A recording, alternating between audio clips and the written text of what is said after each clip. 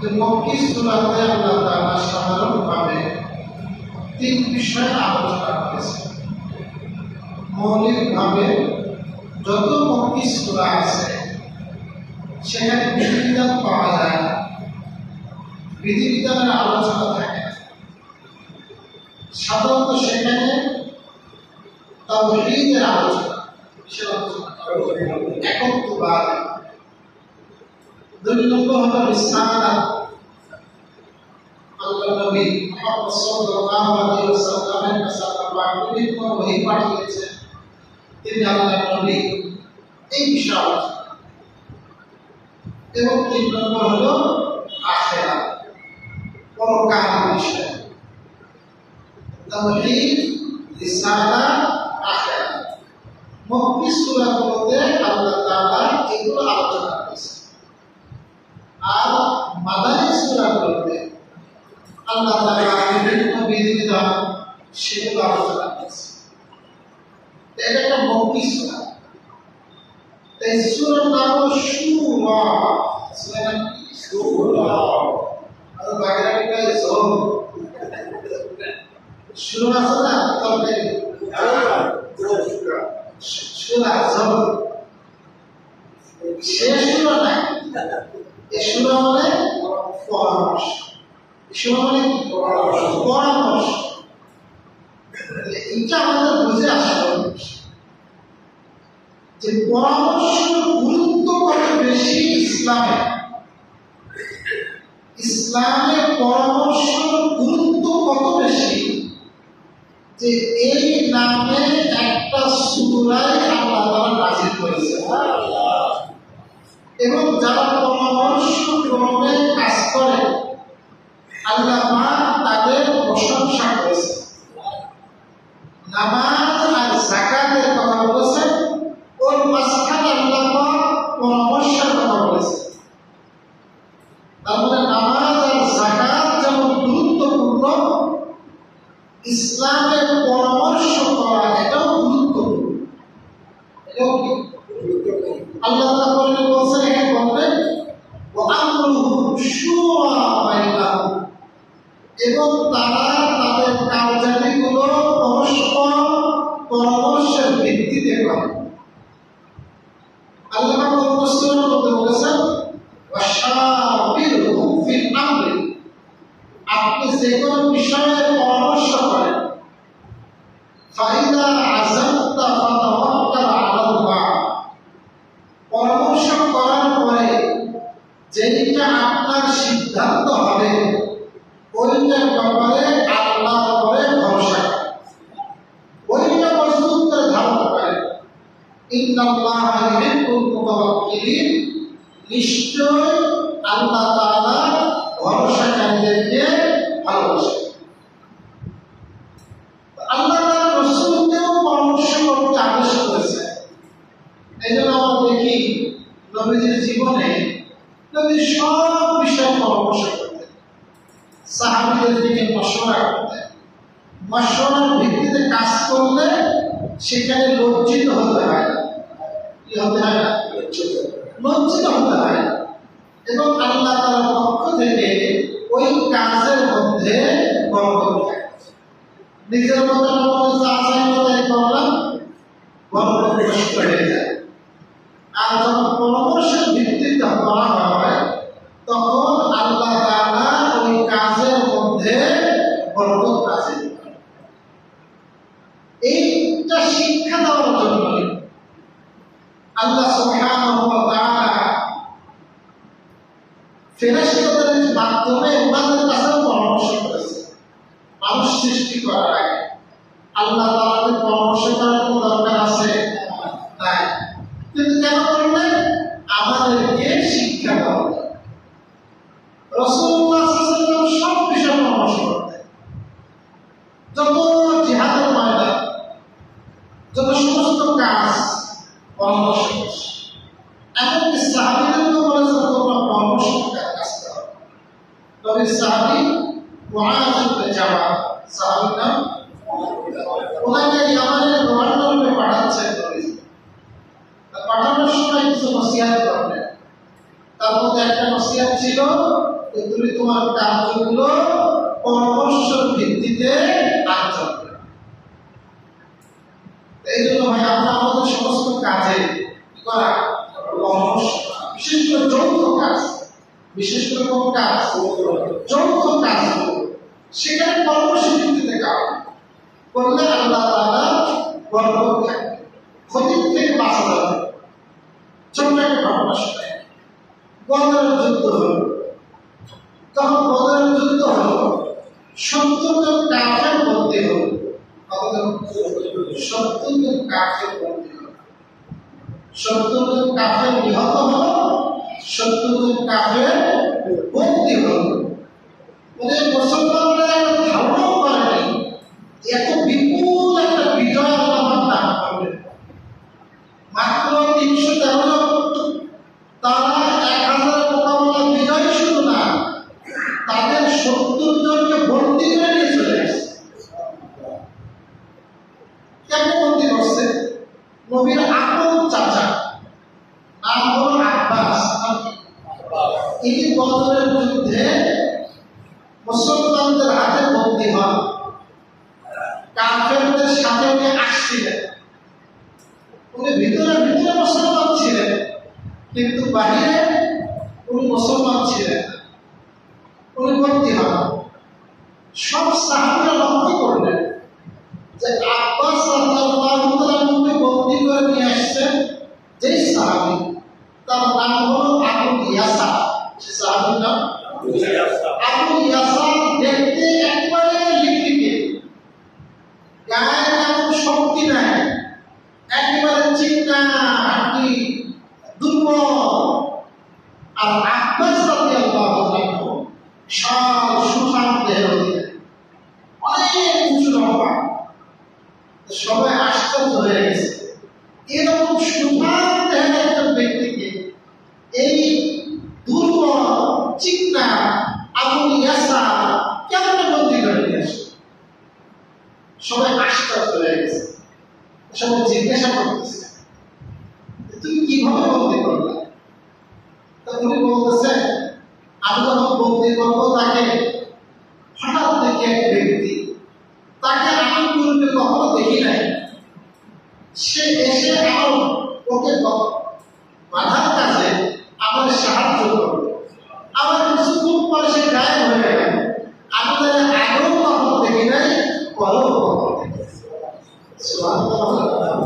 রাসূলুল্লাহ সাল্লাল্লাহু আলাইহি ওয়াসাল্লাম বলেন, লাকাদ আ'লাকা আলাইহি মালাকুল কারীম।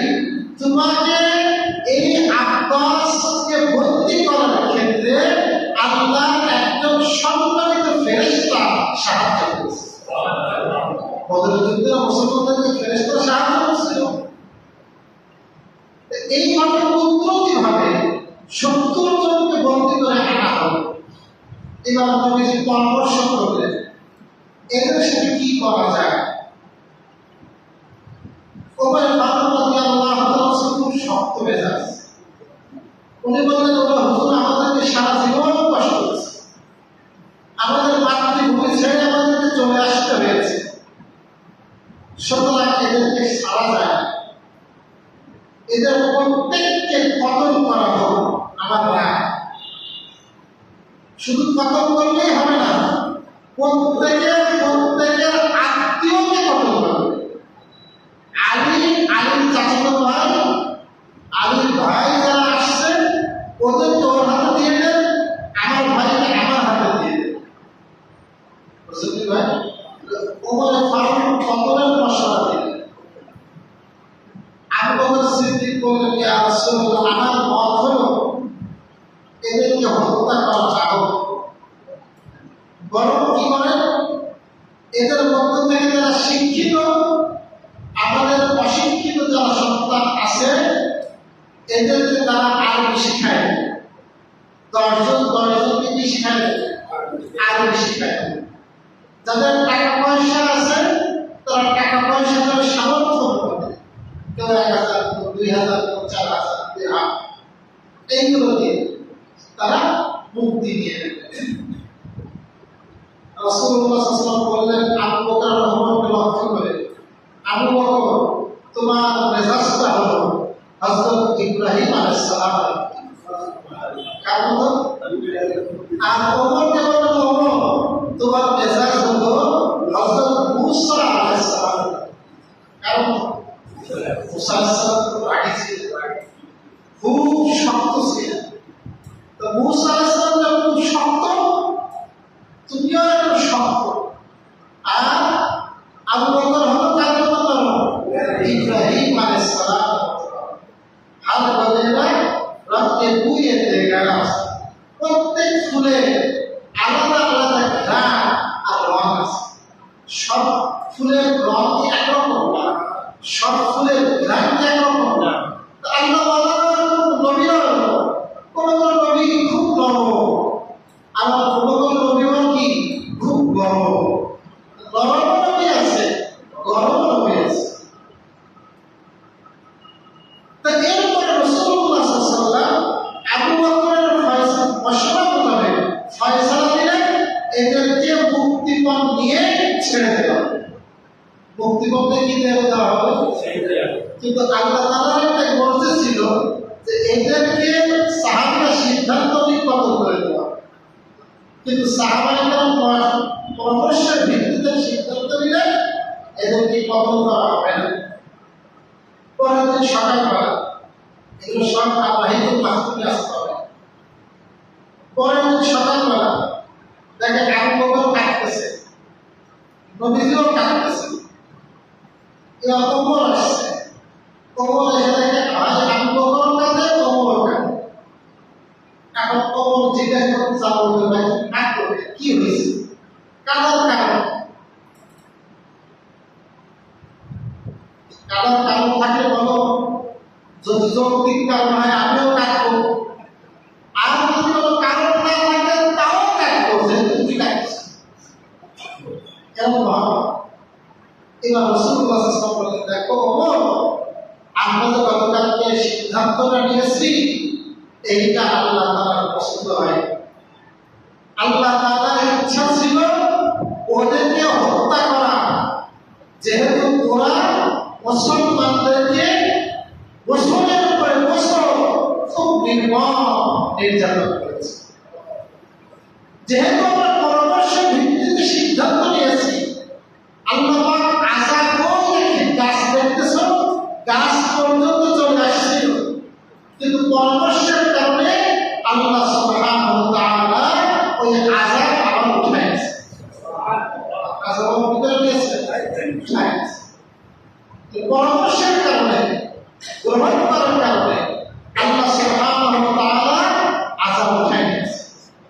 তো এই জন্য পরামর্শ করলে বিপদ থেকে বাঁচা যায়, পরামর্শ থেকে বাঁচা যায়। বলতে পারে আমি তো তোমার সাথে পরামর্শ করছি, এই জন্য আমরা আমাদের সমস্ত কাজ কিভাবে করবো ভাই? পরামর্শ। আবার আমাদের যখন এই সম্পূর্ণ আসবে তখন আমরা এই বিষয়ে আরো কিছু আলোচনা বিষয় আসবে। এই সূরার নাম হলো সূরাতুশ শুরা।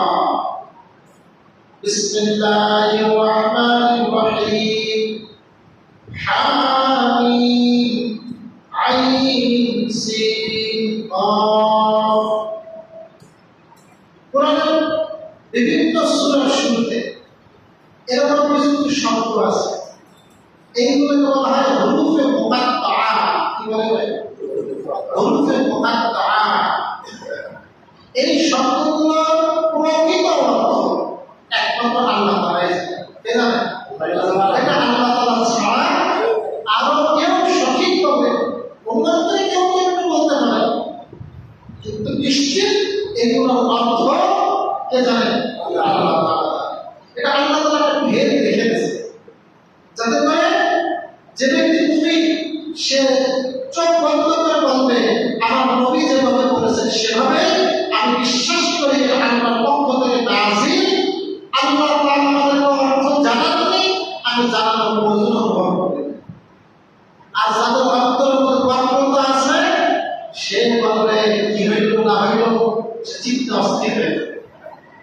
এই জন্য আমরাও যারা আল্লাহর আয়াতের উপর বিশ্বাস করে, আমরা বিশ্বাস করে বলি আল্লাহ তাআলার কালাম, কিন্তু এর অর্থ কি ভালো জানেন? আল্লাহ। কাযালিকা ইউহী ইলাইকা ওয়া ইলাল্লাযীনা মিন ক্বাবলিকা আল্লাহুল আজিজুল হাকীম। এভাবে তিনি ওহী পাঠান আপনার কাছে। তিনি ওহী পাঠান। ওহী মানে গোপন কথা। এমন কথা গোপন কথা। যে বলে যাকে বলা হয় এই দুইজনই জানবে, তৃতীয় ব্যক্তি আর জানবে না। একে বলা হয় কি ওহী। বাংলাদেশ বলে প্রত্যাদেশ। আল্লাহ রাব্বুল আলামিন নবীদের কাছে কথা বলেন, নবীদের সাথে মাধ্যম বানান জিবরাইল। মাধ্যম কাকে বানান? এই জিবরাইলের মাধ্যমে নবীদেরকে বিভিন্ন মেসেজ দেন, নির্দেশনা দেন। এইগুলোকে বলা হয় ওহী। এগুলোকে কি বলে ভাই? এই ওহী পাঠানোর বিভিন্ন সূরা আছে। কখনো কখনো ফেরেশতা তার আকৃতিতে আসে। কেমন আসে? আকৃতিতে আসে, এসে নবীজির সাথে কথা বলে আল্লাহ এই নির্দেশ আপনাকে দিয়েছেন। একটা পদ্ধতি তো আকৃতিতে আসে, আকৃতিতে। দুই নম্বর পদ্ধতি হলো ফেরেশতা আকৃতিতে আসে না, মানুষের আকৃতিতে আসে। কার আকৃতিতে? যেমন সাধারণত হযরত দিহিয়া কালবি নবী এক সাহাবী, সাধারণত জিবরাইল ওনার আকৃতি ধারণ করে আসতেন। অন্যান্য সাহাবারা মনে করতেন নবীর সাথে দিহিয়া কথা বলতেছে, কথা বলে তিনি চলে যাইতেন। নবী বলতেন যে না, একটু আগে যাকে দেখছিলাম সে দিহিয়া না, সে মূলত জিবরাইল আলাইহিস সালাম। এদের দুই নম্বর পদ্ধতি কি বললাম? মানুষের আকৃতি ধারণ করে আল্লাহর নবীর কাছে মেসেজ পৌঁছে দিতে। তিন নম্বর পদ্ধতি হলো স্বপ্নের মাধ্যমে। কিসের মাধ্যমে? নবী স্বপ্নে দেখতেন। এরকম 6 মাস হয়েছে যা স্বপ্নে দেখতেন, পরের দিন সকালবেলা হুবহু ওইভাবে সেটাই ঘটে। ওহী বলা একটা পদ্ধতি হলো স্বপ্নের মাধ্যমে। আরেকটা পদ্ধতি সহিহ বুখারীর একবার প্রথম ভাগ 2 নম্বর হাদিস। এই পদ্ধতি সবচেয়ে কঠিন। রাসূলুল্লাহ সাল্লাল্লাহু আলাইহি ওয়াসাল্লাম বলেন, ওহী মাঝে মধ্যে আমার কাছে আসে মিথলা সলসলাতিল জারাস। ঘন্টা টুনটুন আওয়াজ আছে না? একটা আপনার শক্ত পাথরের উপরে লোহার শিকল মারলে যেমন ঠনঠন একটা আওয়াজ হয় না? জিবরিল আমিন এমনভাবে আসতেন, সরাসরি কথা বলতেন না, ওই গুনগুন গুনগুন গুনগুন আওয়াজ শোনা যায় রাসূলুল্লাহ সাল্লাল্লাহু আলাইহি ওয়াসাল্লামের মধ্যে। আর প্রচন্ড শীতের মধ্যে রাসূল ঘেমে কমান্ডার সব ঘেমে যায়। এরপরে কিছু সময় পর ওই গুনগুন আওয়াজ বন্ধ হয়ে যায়। নবী বলেন, যত প্রকার ওহী আমার উপর অবতীর্ণ হইত, সবচেয়ে কঠিনতর পদ্ধতি ছিল এই ইসলাম সালসালাতুল জারাস, আপনার ঘন্টার ওই টুনটুন আওয়াজের মতো যে ওহীটা আসে। বুঝছেন কথা? ওহী আসার বিভিন্ন সূরা আছে। তো আল্লাহ রাব্বুল আলামিন বলেন, আমি আপনার কাছে ওহী পাঠাই। ওহী কে পাঠান? পাঠানো ওয়ালাকে আল্লাহ। ওয়া ইলাল্লাযীনা মিন ক্বাবলিকা, এবং আপনার পূর্ববর্তীদের কাছেও আমি আল্লাহই ওহী পাঠিয়েছি।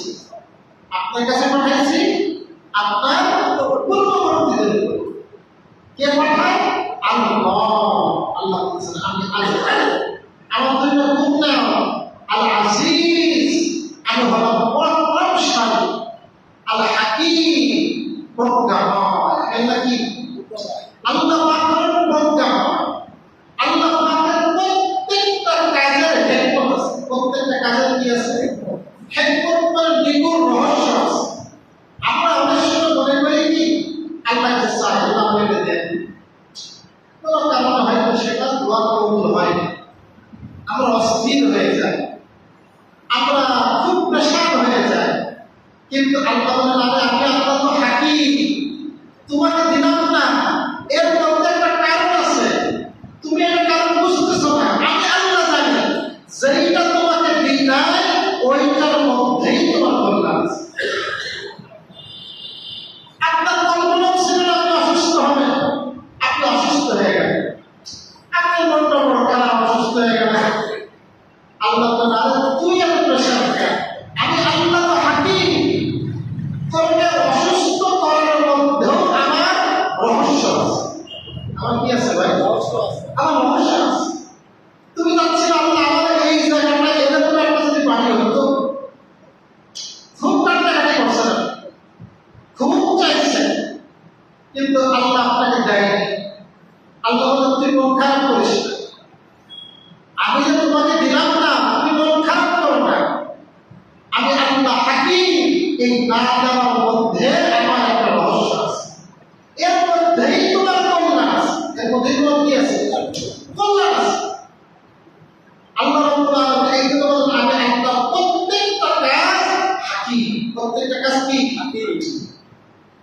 যখন অভিযান চলতে রাসূলুল্লাহ সাল্লাল্লাহু আলাইহি ওয়াসাল্লাম খুব মারাত্মক আহত হলেন, মারাত্মক আহত যারা করলো তাদের বিরুদ্ধে গল্প আসে না, যারা রক্ত ছুটায় গেল, যারা নবীজিকে আহত করলো, আল্লাহ রাসূল তাদের পায়ের জন্য বদদোয়া করছে।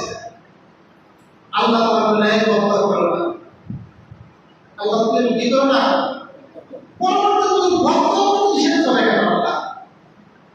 পরবর্তী দেখা গেল ওই যাদেরকে নাম আল্লাহ রাসূল বলছিলেন ওদের কয়েকজনকে আল্লাহ পাক ঈমানের নিয়ামত দান করেছে। ওরা পরবর্তীতে কি হয়ে গেছে? মুসলমান হয়ে ইসলামের সৈনিক হয়ে গেছে। এই জন্য এইগুলো আমি জানতাম না, রাসূল জানতেন না। এই জন্য বলতেছেন আল্লাহর প্রত্যেকটা কাজের মধ্যে কি আছে ভাই? হিকমত আছে, হাকিম। এই জন্য যদি কোনো কাজে আমি আমার দৃষ্টিতে দেখি আমার ভালো লাগতেছে না, আমি আল্লাহর বান্দা, আল্লাহর প্রতি অসন্তুষ্ট হব না, আমি মনে করবো এর মধ্যেই আমার কল্যাণ নিহিত আছে। এর মধ্যে কল্যাণ কি আছে? আল্লাহ বলেন আমি আল্লাহ আজিজ, আমি পরাক্রমশালী। আমার কত ক্ষমতা? লাহু মা ফিস সামাওয়াতি ওয়া মা ফিল আরদ। আল্লাহর জন্যই রয়েছে যা কিছু আসমানে রয়েছে, যা কিছু কোথায় আছে? আল্লাহ আসমান মহাকাশ তো কল্পনার বাইরে। এটা পড়তে গেলে মাথা খারাপ হয়ে যায়, কি কয় বিজ্ঞানী এই যে মহাকাশ, যে একটা গ্যালাক্সি,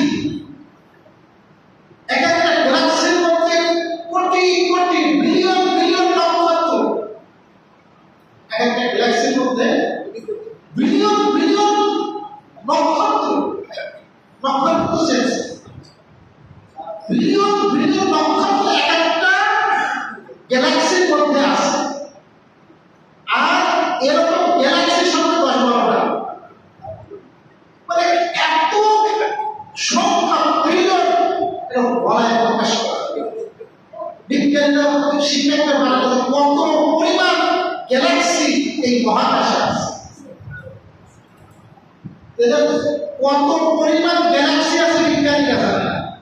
ওই বিজ্ঞানীরা যত ট্রিলিয়ন ট্রিলিয়ন গ্যালাক্সির মধ্যে একটা গ্যালাক্সির নাম মনে করেন মিল্কি ওয়ে, তারা সেই গ্যালাক্সির মধ্যে আছে। তার মধ্যে এরকম আছে কি বিলিয়ন বিলিয়ন নক্ষত্র, তার মধ্যে একটা সূর্য, তার মধ্যে একটা সূর্য, সূর্যটা কত বড়,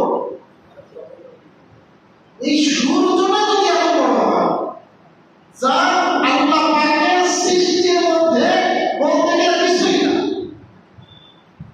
এই মহাকাশে যত গ্যালাক্সি আছে, এর উপরে যত জায়গা আছে, তার উপরে যত জায়গা আছে, আল্লাহ বলেন সব কিছু লাহু, সব আমি আল্লাহর অধীনে আছে। সব কিছু কার অধীনে আছে? কার কোথায় চলতেছে?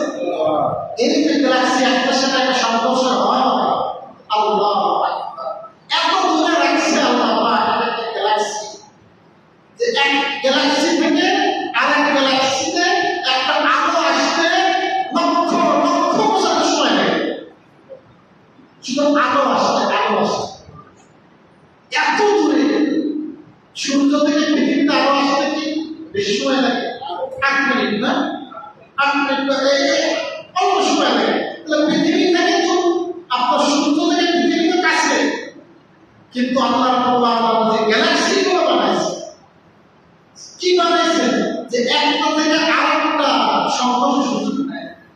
আল্লাহ বলেন যত আসমানে যা কিছু আছে, যত নক্ষত্র আছে, যত গ্যালাক্সি আছে, এই সব কিছু লাহু কারণ আল্লাহ ওমা ফিল আরদি, এবং জমিনের মধ্যে যা আছে আমরা কি দেখি?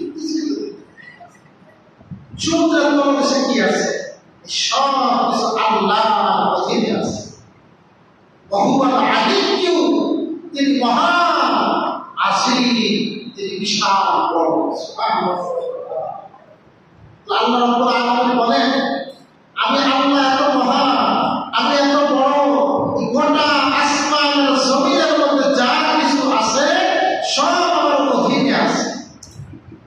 তাকাদুস সামাওয়াতু ইয়াতাফাত্তারনা মিন ফাওকিহিন্না, আসমান উপর থেকে ফেটে পড়ার উপক্রম। ফেটে পড়ার কি হয়? মানে আসমানে আল্লাহ এত ফেরেশতা নিযুক্ত রাখছেন, তাদের সংখ্যা এত বিশাল যে ফেরেশতার ভারে আসমান ফেটে পড়ার উপক্রম হয়। সুবহানাল্লাহ, বুঝলি কথা?